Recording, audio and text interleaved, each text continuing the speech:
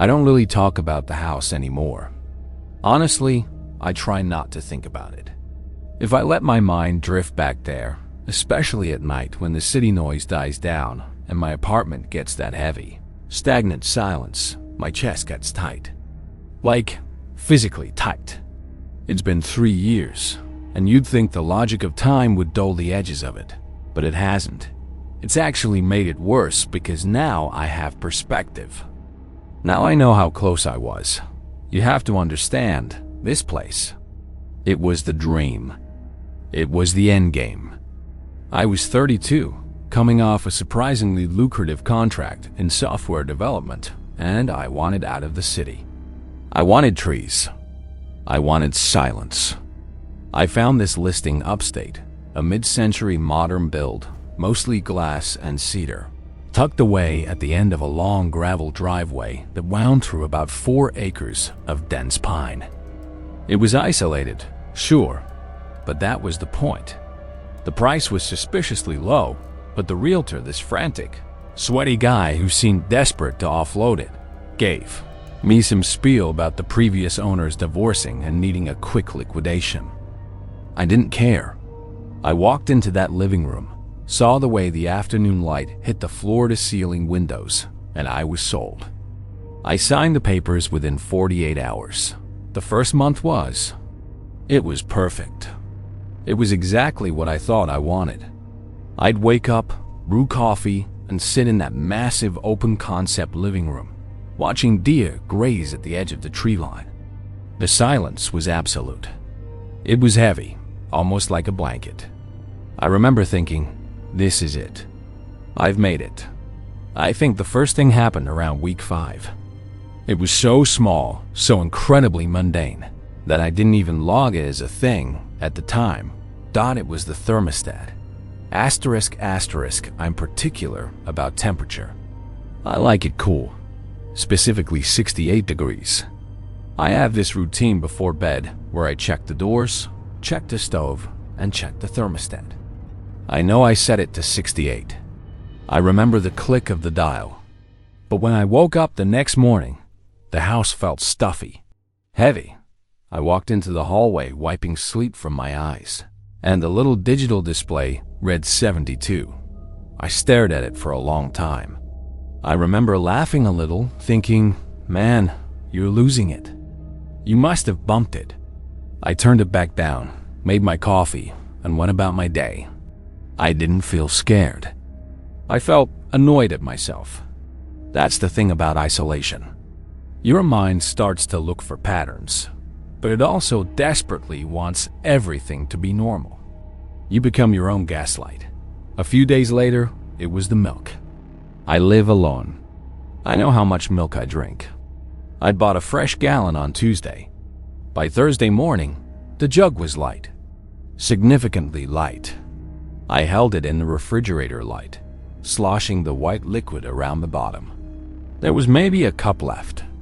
I stood there, the cold air from the fridge hitting my legs, trying to retrace my steps. Did I have a bowl of cereal I forgot about? Did I drink a huge glass while watching a movie and just zone out? I convinced myself I had. I mean, what was the alternative? That someone broke in, drank half a gallon of milk, and left without taking my laptop or the TV. It was absurd. So, I shrugged. I told myself I needed to pay more attention, maybe cut back on the late-night snacking, but the atmosphere of the house began to shift. It wasn't visual at first. It was a feeling. You know that sensation when you're in a crowded room, and you can feel eyes on you before you turn around? It was like that, but the room was empty. I'd be working at my desk, facing the window, and the hair on the back of my neck would stand up. I'd whip around, heart hammering, expecting to see something. But there was just the hallway, the kitchen island, the dust motes dancing in the sunbeams. I started talking to myself. Okay, calm down. It's just the settling. It's just the wind. The wind became my go-to excuse. The house was old, despite the renovations. It creaked. It groaned. When the temperature dropped at night, The wood contracted with these loud, pistol-shot cracks that would make me jump out of my skin. I got used to those. But then there were other sounds. Quieter sounds. One night, around 2 a.m., I was lying in bed, staring at the ceiling. The master bedroom had these high vaulted ceilings with exposed beams. It was pitch black, save for a sliver of moonlight coming through the blinds. I heard a thump, soft, muffled. It sounded like it came from the kitchen, but my first thought wasn't monster. It wasn't even intruder. It was raccoon. I figured something had gotten into the trash. I lay there, freezing, straining my ears until they started to ring. Silence. Just the hum of the refrigerator. I grabbed my phone, turned on the flashlight, and walked out. "Hello?" I called out. My voice sounded weak, pathetic in that big, empty space. "Is anyone there?" Nothing. I checked the kitchen. The trash was secure. The doors were locked. The windows were sealed. I did a lap of the entire ground floor, checking every lock, every latch. Everything was tight. I went back to bed, but I didn't sleep. I just lay there, listening to the blood rushing in my ears. I told myself it was the pipes. Water hammer. Yeah, that made sense. Old plumbing. The deterioration happened fast after that. It was like, once I acknowledged the fear, the house fed on it. Or maybe I just started noticing the things I'd been ignoring. I started finding doors ajar. Not wide open, just unlatched. The guest bedroom door. The linen closet. I would swear I closed them. I became obsessive.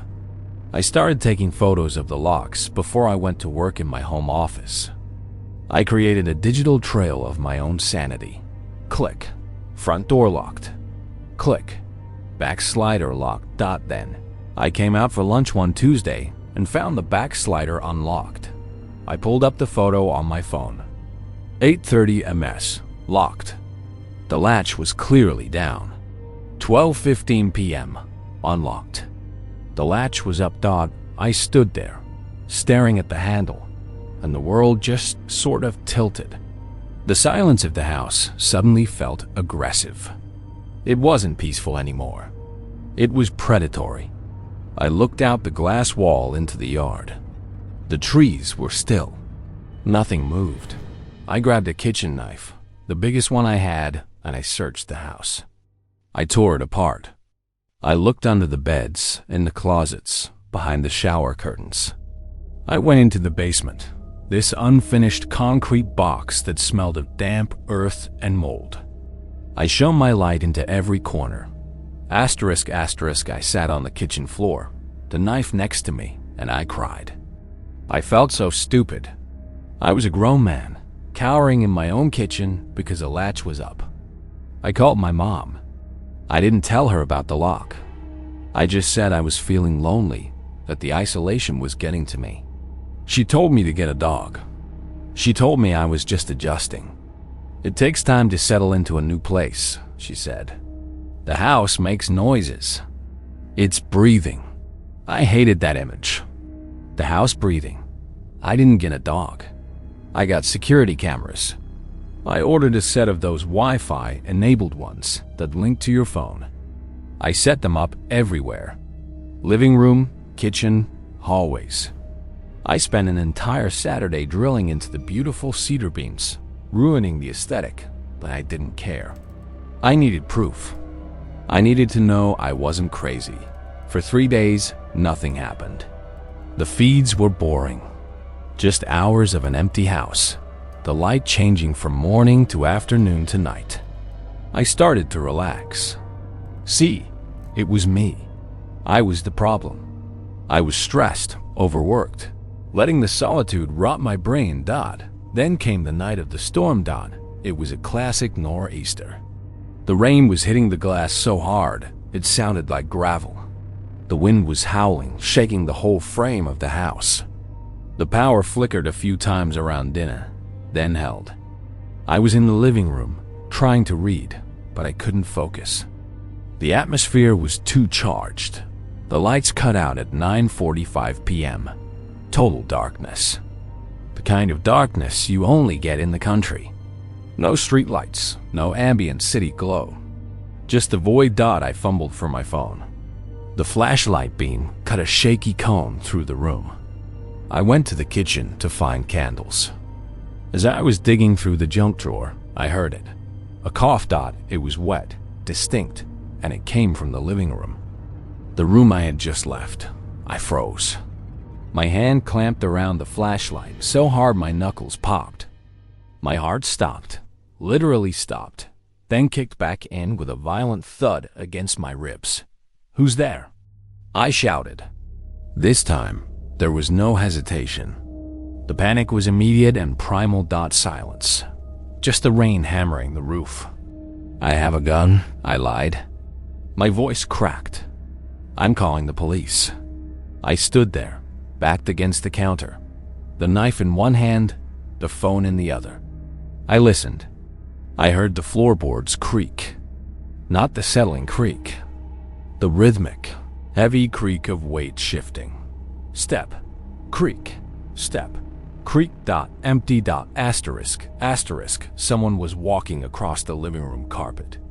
Toward the kitchen. I didn't think. I didn't try to be a hero. I bolted. I scrambled for the back door, the slider. I fumbled with the latch, the same latch I had found unlocked days before, and threw it open. The wind hit me like a physical blow, cold and wet.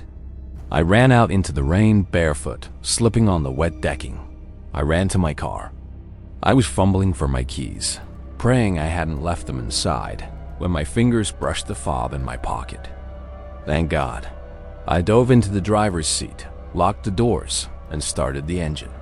The headlights washed over the front of the house, and that's when I saw him. He wasn't inside. He was standing on the roof. There was a flat section of roofing over the carport, accessible from the master bedroom window. A figure was standing there, silhouetted against the rain. He was tall, gaunt, wearing dark clothes that clung to him. He wasn't looking at the car. He was looking at the house. He was looking. Then he turned. He looked right at me. The headlights were bright, but the rain obscured his face. I just saw the shape of a head, the pale blur of skin. He didn't run. He didn't wave. He just stood there, completely still. While the storm raged around him, I threw the car into reverse and peeled out of the driveway, gravel spraying everywhere. I drove 3 miles down the road until I got cell service and called 911. I was hyperventilating so hard the operator could barely understand me. I told them there was an intruder. I told them he was on the roof. I waited at the gas station down on the main highway for the police to arrive. It took them 20 minutes. I'd followed the cruiser back up the driveway, my hands shaking so bad I could barely steer. When we got there, the house was dark. The front door was closed. The rain had slowed to a drizzle. The officers swept the place. I stayed in the car. I couldn't go back in there. Not yet. I watched their flashlights bobbing through the windows, moving from room to room. It looked like a silent movie. After about 30 minutes, the sergeant came out. He looked confused. "Sir," he said, leaning into my window, "there's no one in the house. No sign of forced entry. All the windows are intact." "I saw him," I insisted. "He was on the roof. He coughed in the living room." The officer sighed. He clearly thought I was having a mental break. "We checked the roof, sir. It's slick, dangerous. There are no footprints up there, though the rain would have washed them away." "Check the attic," I said. "Check the basement." We did. It's clear. They filed a report, but I could tell they didn't believe me. They told me to stay in a hotel if I felt unsafe. I didn't need telling. I drove to the nearest Motel 6 and sat on the bed with all the lights on, watching infomercials until the sun came up. I went back the next day in the daylight. I had to pack a bag. I wasn't going to stay there, but I needed my clothes, my laptop. I brought my brother with me. He's a big guy, a contractor. Having him there made me feel slightly less insane. We walked in. The house felt normal again. Bright, airy, quiet. It felt like the night before had been a hallucination. "Maybe you just spooked yourself, man," my brother said, checking the window latches. "Storms make people crazy." I heard a cough, Mike, I heard it. I was packing my suitcase in the bedroom when Mike called out from the hallway. "Hey, come look at this." His voice was weird, tight. I walked out. He was standing in the hallway, looking up at the ceiling. There was a scuttle hole there, an access panel for the attic space. It was painted white to blend in with the drywall. "What?" I asked. "Look at the paint," he pointed. I looked closer. Around the edges of the panel, the paint was chipped. Not old chips. Fresh, jagged flakes of white paint exposing the drywall underneath. And there was a smudge. A dark, greasy smudge right next to the panel, like a fingerprint. "I need a ladder," Mike said. "We got the step ladder from the garage." Mike went up first. He pushed the panel up and aside. He shone his flashlight into the blackness. He didn't say anything for a long time. "Mike?" He came down the ladder slowly. His face was pale. He looked at me, and his eyes were wide, terrified. "Call the cops," he whispered. "Call them now."